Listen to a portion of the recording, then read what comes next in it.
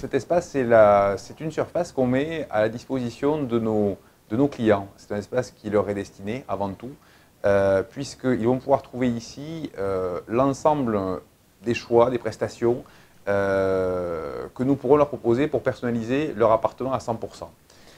Et du coup, à partir de là, ils se font une idée d'un produit qui n'est plus un produit immobilier, qui est vraiment un logement. Et un logement, à partir de là, on va rentrer sur… Alors, quand ils viennent chez nous, ils savent que le programme qu'on va leur proposer aura un bel emplacement, de belles terrasses, de belles surfaces tout court. Mais au-delà de ça, ils ont envie effectivement de choisir des prestations en détail. Ils ont envie de choisir des peintures, ils ont envie de choisir jusqu'au mitigeur, par exemple, dans leur salle de bain ou dans leur cuisine. Évidemment, des capots, des enjoliveurs au niveau des interrupteurs, enfin, tout ce qui peut faire qu'on se sente bien dans un appartement qu'on estime être le sien, différent des autres et qui ressemble à ce qu'on est, à ce qu'on a envie d'avoir par rapport aux besoins qu'on a, mais surtout aussi par rapport aux envies.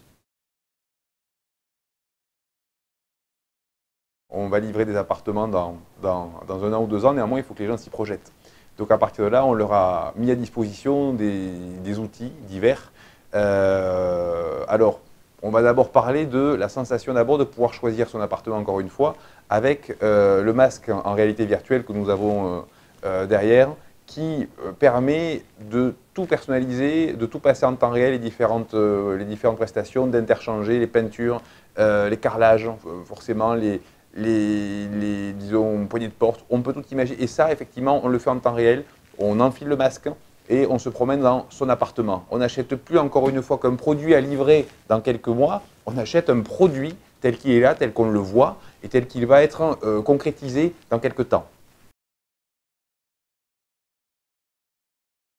On a effectivement proposé à nos clients, au travers de la table des matières qui est ici, quelque chose qu'on a un petit peu conceptualisé, un vrai rapport physique avec les différentes prestations qu'ils vont pouvoir choisir. C'est un outil qui a quand même vocation à rappeler qu'on vend de la pierre, on vend du contact, on vend du physique.